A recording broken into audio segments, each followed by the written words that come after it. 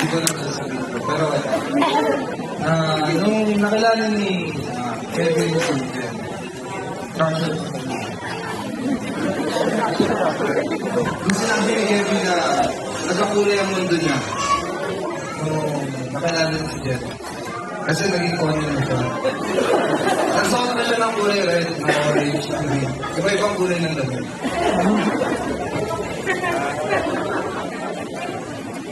Tapos, hindi alam ni Jen na alis si Kevin na puntang Canada. Yung mag-start yung kanyang konsyutura.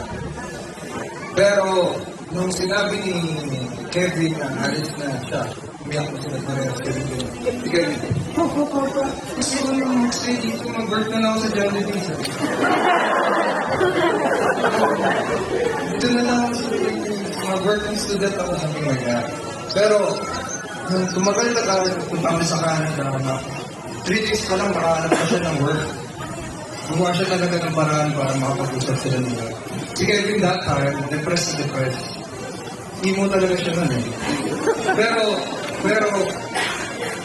after nung nagkaroon na kami ng na siya ng work, bumibili siya ng card. Meron siyang gano'ng makapal na call cards. Ang tawag ko ng Pilipinas.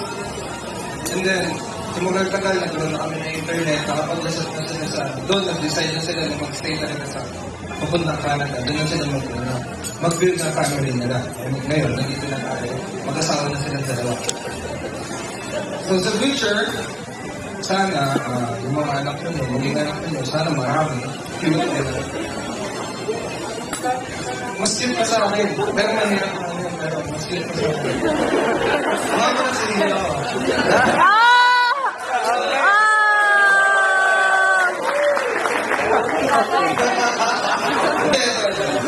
Sana yung mga bata,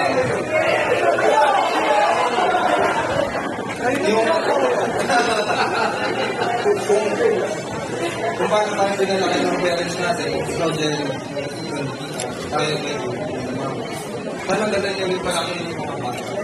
Maraming sa iyo at magaling sa iyo. Pagkarali natin. Tapos lagi kang dadalhin sa bahay natin. Yun lang. Congratulations sa inyo dalawa. At maraming salamat sa mga pumunta ko.